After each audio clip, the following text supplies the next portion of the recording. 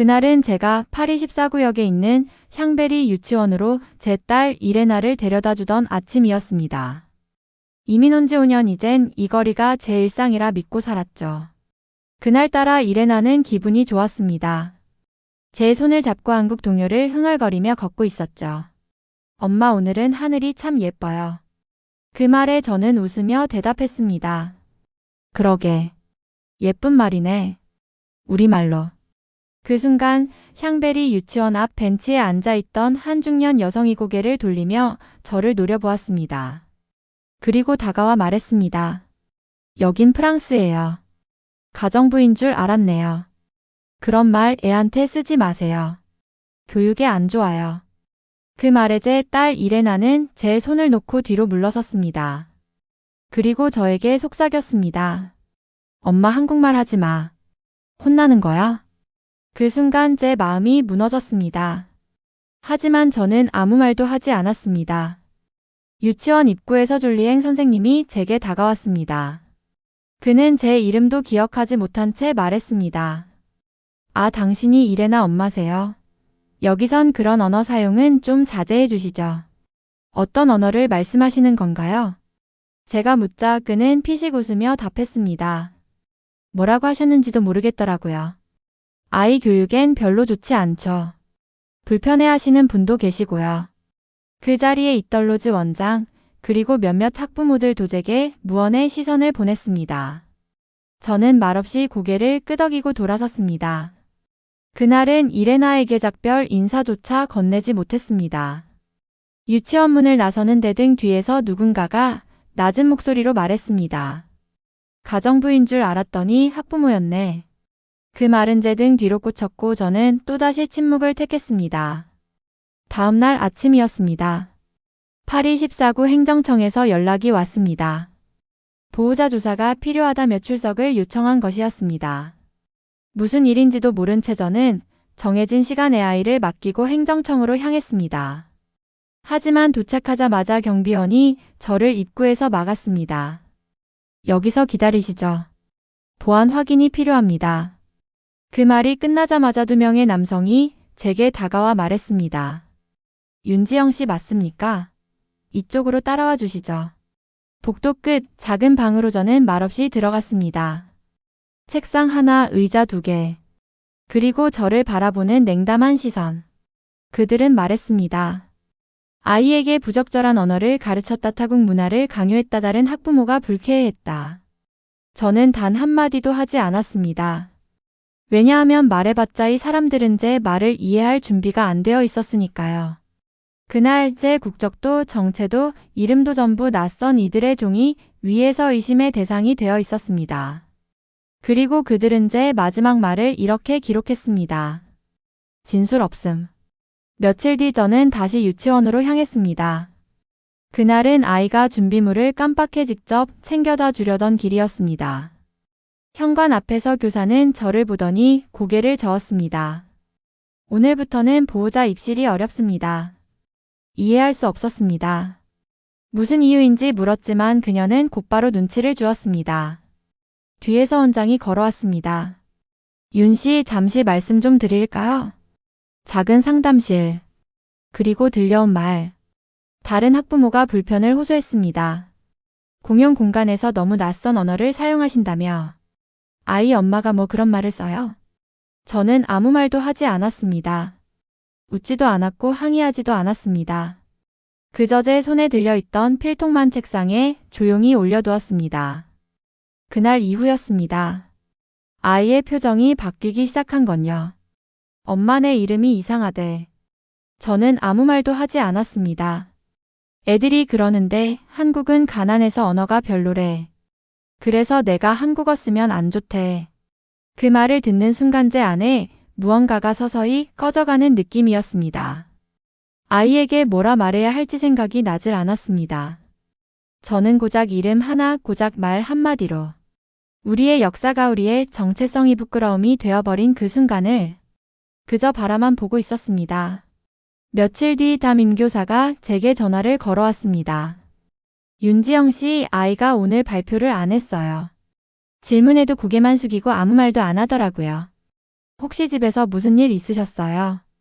순간 제 가슴이 철렁 내려앉았습니다. 그건 침묵이 아니었습니다. 그건 강요된 조용함이었습니다. 언어는 지워지고 이름은 조롱당하고 눈빛은 고개를 숙였습니다. 그들은 아이에게조차 침묵을 가르치고 있었습니다. 그 순간 저는 결심했습니다. 이대로는 안 된다고. 누군가는 이 억울함을 기록해야 한다고 말입니다. 그날 밤 아이를 재우고 난 뒤 저는 아주 오래된 상자를 꺼냈습니다. 잊고 있었던 것들이 그 안에 있었습니다. 대학교 시절 제가 쓴 논문, 국회 청문회 방청증, 프랑스어로 작성된 판결 요약본, 그리고 어머니가 남겨주신 손편지 한 장. 지영아, 너의 말은 곧 너의 힘이란다. 말을 잃으면 너 자신을 잃는 거야. 저는 그 편지를 천천히 접으며 다짐했습니다. 이건 단순히 개인의 일이 아니었습니다. 이건 이 땅에서 낯선 말을 쓰는 모든 아이들의 미래를 지키는 일이었습니다. 하지만 아직은 때가 아니었습니다. 그래서 저는 그저 아무 말도 하지 않았습니다. 그들은 몰랐습니다. 제가 침묵을 지킨 이유가 굴복이 아니라 폭풍 전의 고요였다는 것을. 다음 날 아침, 아이를 등원시킨 뒤 저는 곧장 한 곳으로 향했습니다. 파리 제7구에 위치한 국가인권위원회 분과실. 지하 1층 회의실. 전등은 약했고 사람들의 눈빛은 차분했습니다. 안건 등록 신청서 받았습니다. 내용 검토 후 이번 회기 의제로 상정하겠습니다. 그 말 한마디면 충분했습니다. 몇 년 전 저는 이곳에서 청문 절차 기획 자문위원으로 활동했습니다. 그리고 지금은 위원장 직무대행이라는 공식 직함도 있었죠. 하지만 그 누구에게도 말하지 않았습니다. 그날 저녁 아이에게 물었습니다. 내일 내가 하고 싶은 말 있으면 편지로 써볼래? 아이는 고개를 끄덕였습니다. 조심스레 종이를 꺼내 짧은 문장을 적기 시작했습니다. 그리고 말했습니다. 이건 선생님한테 줄 거야. 내 이름은 이상하지 않다고 한국어는 나쁜 말이 아니라고. 저는 아무 말도 하지 않았습니다. 다만 아이의 손을 꼭 잡았습니다. 이틀 뒤, 한 지역 신문에서 작은 기사가 실렸습니다. 파리 17구 유치원, 언어차별 논란 학부모 침묵 속 아이까지 침묵해. 기사는 짧았지만 반응은 거셌습니다. 이게 프랑스냐? 아이에게까지 그런 말을? 어느 유치원이야? 실명 밝혀라. 그날 오후 유치원 앞에는 작은 취재 차량 하나가 섰습니다. 기자가 물었습니다. 당시 상황 어떻게 된 거죠? 왜 보호자가 한국어를 썼다는 이유로 조사까지 받았습니까? 원장은 당황한 얼굴로 회의입니다. 내부 방침은 하며 얼버무렸지만 그 말이 끝나기도 전에 기자의 눈에 아이의 편지가 잡혔습니다. 내 말은 나쁜 말이 아니에요. 나는 그냥 한국어로 말했어요. 기사는 3시간의 SNS를 통해 확산됐고 다음 날 아침 프랑스 공영방송 FRT의 자막 뉴스로 소개됐습니다. 그 순간부터였습니다. 작은 폭풍이 서서히 퍼지기 시작한 건 파리 저녁의 아침 뉴스의 한 장의 사진이 걸렸습니다. 흰 종이에 적힌 아이의 삐뚤빼뚤한 글씨. 나는 그냥 한국어로 말했어요. 단 한 줄이었습니다. 그런데 그 한 줄이 수많은 사람들의 마음을 흔들었습니다. 노르망디 해안 도시의 한 교장은이 편지를 인쇄의 교실 앞에 붙였고 리옹의 한 초등학교 교사는 수업 시간에 이 이야기를 아이들과 나누었다고 했습니다. 그 아이는 틀리지 않았습니다. 그건 자신의 말이었습니다. 인터뷰는 순식간에 전국으로 퍼졌고 언론은 제목을 이렇게 달았습니다. 나는 그냥 한국어로 말했어요. 프랑스를 울린 6살 아이의 편지. 그날 저는 아무 말도 하지 않았습니다. 그저 차분히 청문회 준비 서류를 정리했을 뿐이었습니다. 다음 날 유치원 앞엔 낯선 얼굴들이 모이기 시작했습니다. 흰 피켓에 검은 글씨.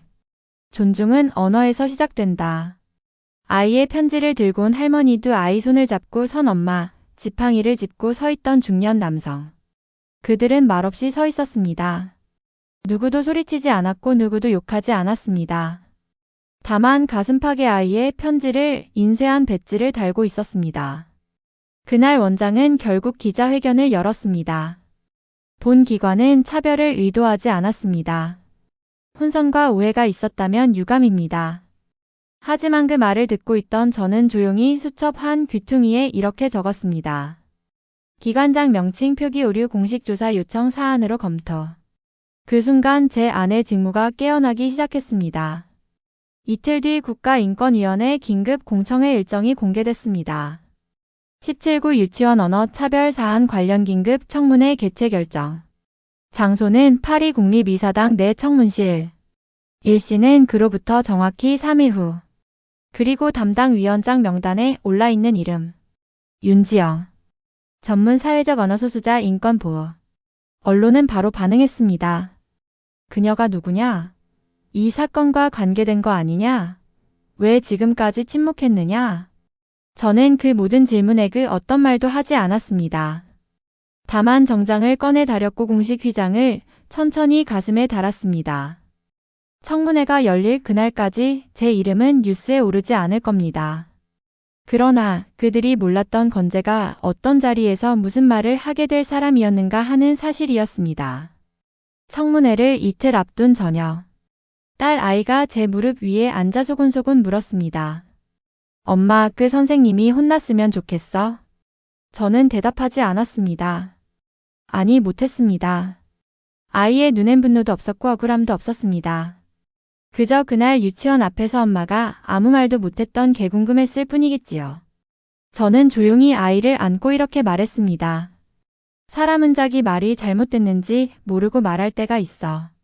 그땐 누군가가 조용히 가르쳐줘야 해. 아이의 손이 제 얼굴을 쓰다듬었습니다. 엄마는 착해. 그날 밤 저는 그 말을 수첩에 적었습니다. 정의는 때로 가장 조용한 얼굴을 하고 있다. 청문회 당일 아침. 국회 청문실 앞. 카메라 셔터 소리, 기자들 사이를 가르며 현수막을 붙이는 손들. 한 아이의 말이 사회를 움직였다. 언어 차별 침묵 끝에 드러난 진실. 그리고 현장에 도착한 17구 유치원 교사와 원장. 그들은 언론 앞에 섰지만 말을 잇지 못했습니다. 오해가 있었던 것 같습니다. 아이의 언어에 대한 문화적 무지가 있었다면 사과드립니다. 하지만 그들의 사과문 뒤로 수백 개의 댓글이 쏟아졌습니다. 사과는 공개적으로 했으면서 아이한테는 왜 아무 말 없냐, 교사가 아이를 몰라봤으면 자격이 없는 것말 하나로 사람을 무너뜨려 놓고 지금 와서 무지라고 한다고요. 그날 국회 게시판엔 청문회 실시간 중계를 요청하는 국민 청원만 12만 명이 넘었습니다. 청문회 당일 아침. 저는 아주 조심스럽게 정장을 꺼내 입었습니다. 단정한 재킷, 낡았지만 정성껏 다린 셔츠, 그리고 어머니가 마지막으로 남겨주신 브로치를 달았습니다. 아이의 머리를 묶어주며 말했습니다. 오늘은 엄마가 정말 중요한 말을 하러 가는 날이야. 아이의 눈빛은 맑았습니다. 그럼 선생님들한테 혼내는 거야? 저는 고개를 저으며 웃었습니다. 아니야. 그냥 다르게 말해주는 거지. 국회의사당 청문실에 도착하자 이미 수십 명의 기자와 방청객이 몰려 있었습니다. 하지만 저는 아무도 보지 않았습니다. 심호흡을 하고 청문실 위원장 명패 앞에 조용히 앉았습니다. 그 순간 제 손이 조금 떨리고 있다는 걸 느꼈습니다. 그 떨림이 부끄럽지 않았습니다. 그건 수많은 침묵을 뚫고 나온 용기의 떨림이었으니까요. 청문회는 차분하게 시작됐습니다. 진술대에는 유치원 원장과 교사가 차례로 앉았습니다. 그들의 얼굴엔 긴장과 억울함이 함께 섞여 있었습니다. 오해가 있었던 것 같습니다. 학부모분이 과도하게 해석하신 것 같기도 하고요. 그 말이 제 귀를 스쳤지만 저는 단 한마디의 감정도 섞지 않았습니다. 제가 준비해온 것은 감정이 아닌 사실이었기 때문입니다. 마이크를 잡고 조용히 말했습니다. 저는 윤지영입니다.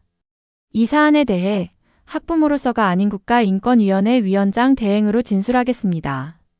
순간 청문실 안의 분위기가 달라졌습니다. 기자들의 손끝이 분주해졌고 방청석에서는 낮은 숨소리들이 들려왔습니다. 하지만 저는 오직 한 가지 이야기를 전했습니다. 제 딸이 쓴 편지. 그리고 그 편지가 프랑스 시민들에게 어떤 울림이 되었는지를. 아이의 말은 사회의 거울입니다. 그 거울에 비친 우리의 얼굴이 부끄럽지 않았으면 좋겠습니다. 청문회 말미 저는 마지막으로 교사를 바라보며 물었습니다. 아이에게 한 번이라도 사과하셨습니까? 그녀는 고개를 숙였습니다. 아무 말도 하지 않았습니다. 아이의 언어는 아이의 존엄입니다. 그 말을 틀렸다고 여긴 순간 우리는 아이에게서 자존감을 빼앗은 것입니다. 그 순간 방청석 뒤편에서 한 여성이 조용히 손을 들었습니다. 저도 같은 유치원 학부모입니다. 솔직히 처음엔 한국어가 낯설고 불편했습니다. 하지만 이제 제 아이도 그 편지를 보고 자신의 언어를 더 소중히 여기게 되었습니다. 저는 웃지 않았습니다. 그저 고개를 끄덕였습니다. 그리고 제 수첩 한 귀퉁이에 이렇게 적었습니다. 변화는 가장 조용한 문장에서 시작된다. 청문회가 끝난 뒤 수많은 취재 요청이 들어왔습니다. 라디오, 신문, 방송 다들 제게 말해달라고 했습니다. 당신은 왜 침묵하다 갑자기 나섰나요? 왜 지금까지 자신의 정체를 밝히지 않았죠? 하지만 저는 아무 말도 하지 않았습니다. 제 이름이 기사 제목으로 오르내려도 아이의 얼굴이 블러 처리된 사진으로 방송을 타도 저는 그저 평소처럼 이레나를 데리러 유치원에 갔습니다. 그리고 그날 유치원 문 앞에서 원장이 저를 붙잡았습니다. 윤지영 씨 이번 일 정말 유감입니다. 개인적인 감정은 없었다는 걸 알아주셨으면 해서요. 저는 아무 대답도 하지 않았습니다. 그저 아이의 손을 잡고 돌아섰습니다. 그리고 마음속으로 중얼거렸습니다. 나는 그들을 용서하지 않았습니다. 하지만 그들을 이해하고 싶었습니다. 며칠 후 이레나가 제게 수첩을 내밀었습니다. 엄마 이거 봐. 친구들이 한국말 따라했어. 수첩 안엔 삐뚤빼뚤하게 적힌 한글 글씨들이 있었습니다. 감사합니다. 괜찮아요. 이레나 예뻐요. 그 글씨들을 바라보는데 제 가슴 한구석이 서서히 뜨거워졌습니다. 그날 이후 저는 매일 아침 아이들과 함께 짧은 문장을 나누는 시간을 가졌습니다. 불어와 한국어가 나란히 쓰인 카드들을 나눠주며 저는 아이들에게 이렇게 말했습니다. 이건 예쁜 말이에요. 사람을 안아주는 말이에요. 그리고 그 말을 들은 어느 날 유치원 복도 끝에 서로즈 원장이 저를 불렀습니다. 윤지영 씨 죄송합니다. 처음엔 몰랐습니다. 당신의 말이 아이들에게 그렇게 따뜻한 줄은. 그때 처음으로 저는 그녀에게 고개를 숙였습니다. 며칠 뒤 저는 국회 정문 앞을 지나던 중 한 중년 남성이 제게 다가왔습니다. 혹시 위원장님 되시죠? 청문회 잘 봤습니다. 제 딸도 언어 문제로 많이 울었거든요. 그는 손에 쥔 작은 봉투를 내밀었습니다. 그 안엔 아이가 쓴 편지 한 장이 들어 있었습니다. 저는 독일어를 못해서 친구가 안 생겼어요. 하지만 이제는 제 말이 틀린 게 아니라는 걸 알아요. 저는 그 편지를 두 손으로 받았습니다. 그리고 아주 조용히 속으로 외쳤습니다. 이제 시작이다. 이건 끝이 아니라 더 많은 말들을 위한 시작이다. 유치원에서 있었던 일이 전국적으로 알려지면서 뜻밖에도 저에게 강연 요청이 들어오기 시작했습니다. 처음에는 망설였습니다. 판사복이 아닌 옷을 입고 사람들 앞에 서는 일은 오랜만이었으니까요. 하지만 아이들이 써내려간 그 한글 문장들이 제 등을 떠밀었습니다. 나는 그냥 한국어로 말했어요. 그리고 마침내 파리 교육청 산하교원연수센터에 초청을 받아 저는 다문화 언어 교육의 인권적 관점이라는 주제로 강연을 시작하게 되었습니다. 강당 앞에 서는 그 순간 제 손엔 오래된 판사 명패가 들려 있었습니다. 윤지영 사회적 언어 소수자 인권 담당 판사. 저는 조용히 그것을 연단 위에 올려두고 말했습니다. 제가 이 자리에 선 이유는 제 딸 때문입니다. 그리고 그 아이가 들은 말 한마디 때문입니다. 강당 안은 숨소리 하나 들리지 않았습니다. 누군가의 눈가에선 조용히 눈물이 흘러내리고 있었습니다. 강연이 끝나고 한 교사가 제게 다가왔습니다. 윤 판사님 혹시 내일 저희 학교에 방문해 주실 수 있을까요? 아이들이 직접 당신의 이야기를 들었으면 해서요. 저는 잠시 고민하다가 그 요청을 조용히 수락했습니다. 그 다음 날 아침 저는 정장을 벗고 회색 니트에 편안한 바지를 입고 학교로 향했습니다. 6학년 교실 아이들은 조용히 저를 바라보고 있었습니다. 얘들아, 오늘 이분은 특별한 손님이야. 어제 TV에 나왔던 그분이셔. 아이들 중 한 명이 손을 들었습니다. 진짜 판사예요. 근데 왜 이렇게 평범해요? 저는 웃으며 대답했습니다. 왜냐하면 정의는 특별한 모습으로만 오지 않아요. 엄마처럼, 선생님처럼, 여러분처럼 조용히 오기도 하죠. 아이 하나가 제게 쪽지를 건넸습니다. 나도 한국어 배우고 싶어요. 예쁜 말 같아서요. 그 쪽지를 읽는 순간 제 눈가도 따뜻해졌습니다. 며칠 뒤 프랑스 국회 대강당에서 공식적으로 다문화 언어인권법안의 발의 토론이 열렸습니다. 국가인권위원회 대표 자격으로 저는 청문 발언자로 참석하게 되었고 대강당 한가운데 고요하게 자리를 지켰습니다. 그리고 마이크 앞에 서서 말했습니다. 존경하는 의원 여러분, 저는 아이 하나가 쓴 편지 한 장이었던 세상을 바꾸는지를 보았습니다. 그 순간 뒤쪽 자리에 앉아있던 기자들이 일제히 셔터를 눌렀습니다. 플래시 속에서도 저는 눈을 감지 않았습니다. 우리가 보호해야 할 건 단지 언어의 다양성이 아니라 그 언어를 사용하는 아이들의 자존감입니다. 제 말이 끝나자 한 명의 의원이 조용히 박수를 치기 시작했고 곧이어 그 박수는 대강당 전체로 번져나갔습니다. 그리고 그 순간 제 안에서 오래전 무너졌던 어떤 것들이 다시 일어서기 시작했습니다.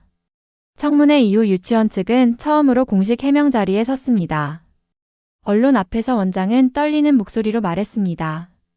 해당 보호자에게 공식적으로 사과드립니다. 이레나 양에게도 부적절한 표현이 있었다면 진심으로 유감입니다. 하지만 저는 그 자리에 가지 않았습니다. 이건 제 자존심이 아니라 한 아이의 존엄을 지키는 일이었기 때문입니다. 그날 밤 저는 아이의 손을 잡고 조용히 벽보를 함께 봤습니다. 아이에게 사과합니다. 한국어는 나쁜 언어가 아닙니다. 그 문장을 본 순간 제 딸이 작게 웃었습니다. 엄마, 이제 우리말 해도 되는 거야? 저는 말없이 아이의 손을 꼭 잡아주었습니다. 한 할머니가 저를 찾아와 말했습니다. 우리 손녀도 외국어 쓴다고 학교에서 놀림받았어요. 한 중년 부부는 이미 논 지 얼마 안 됐다며 절 조용히 끌어안았습니다. 당신 덕분에 어린 목소리를 낼 수 있게 됐어요. 국회의원도 언론인도 아닌 그저 평범한 사람들이 한 사람씩 제게 다가왔습니다. 그들이 말한 건감사도 찬사도 아니었습니다. 그저 이 말을 누군가는 해줘야 했어요. 그 말에 저는 눈을 감고 고개를 끄덕였습니다. 내가 해야 할 일이 이제야 시작된다는 걸 느꼈습니다. 파리 외곽 한인 문화센터에서 자원 수업이 시작됐습니다. 아이들과 함께 한글을 배우는 예쁜 말 수업. 저는 아이들에게 말했습니다. 이 말은 사람을 따뜻하게 해주는 말이에요. 이건 누군가를 울리지 않기 위해 필요한 말이에요. 어느새 칠판에는 아이들이 쓴 글귀가 붙었습니다. 말은 마음의 옷이에요. 좋은 말은 사람을 안아줘요. 저는 그 글귀 앞에 서서 조용히 웃었습니다. 그리고 속으로 되뇌었습니다. 그래, 우리의 말은 틀린 게 아니었어. 문화센터 수업이 끝난 어느 날 수업실 문 앞에 낯선 여성이 서 있었습니다. 나지막한 음성으로 그녀가 말했습니다. 혹시 윤지영 선생님이신가요? 저는 잠시 망설이다가 고개를 끄덕였습니다. 그녀는 떨리는 손으로 작은 봉투 하나를 제게 건넸습니다. 딸이 여기 수업을 듣고 있어요. 근데 지난주에 처음으로 이렇게 썼더라고요. 그녀는 편지 한 장을 펼쳐 보였습니다. 나는 나의 이름이 좋아요. 왜냐하면 우리 엄마가 한국말로 지어줬으니까요. 그 글귀를 본 순간 제 눈가가 뜨거워졌습니다. 그건 단순한 문장이 아니었습니다. 그건 작은 회복의 징표였습니다.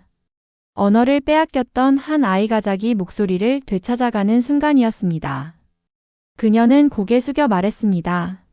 선생님 덕분입니다. 정말로 고맙습니다. 저는 아무 말도 하지 않았습니다.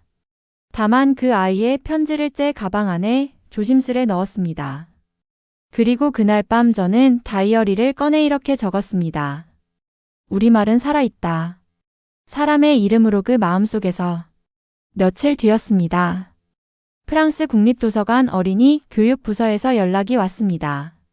아이들을 위한 언어 다양성 강연을 정식 프로그램으로 열고 싶습니다. 그 말에 제 심장이 쿵 하고 내려앉았습니다. 그들은 말했습니다.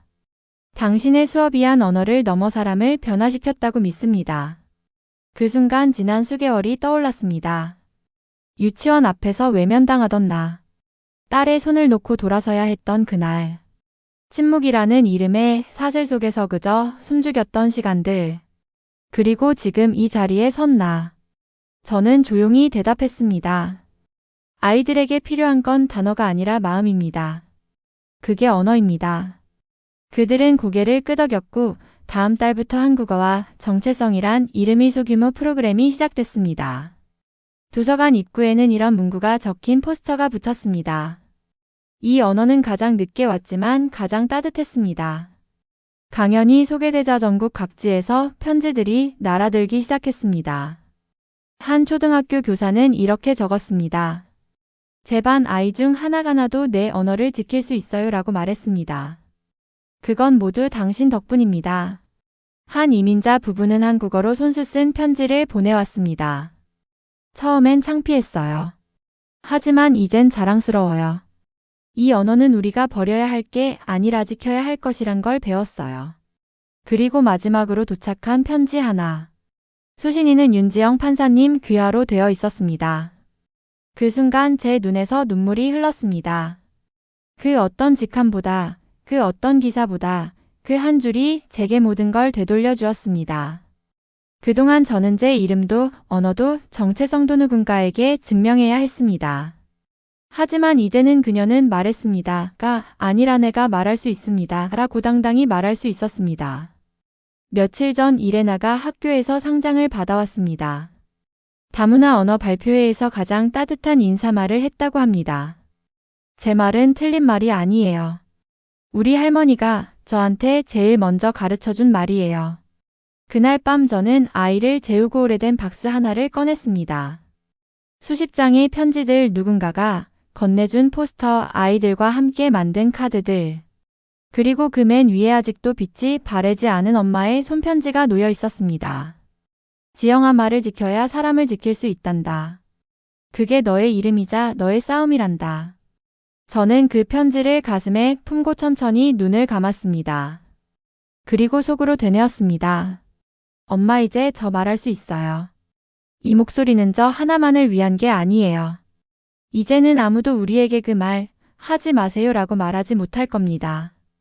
이제는 아이들에게 그 이름 이상해요라고 말할 수 없을 겁니다. 그리고 이제는 저도 두려움 없이 말할 수 있습니다. 제 이름은 윤지영입니다. 저는 한국어로 말합니다. 이 말은 사람을 지키는 말입니다.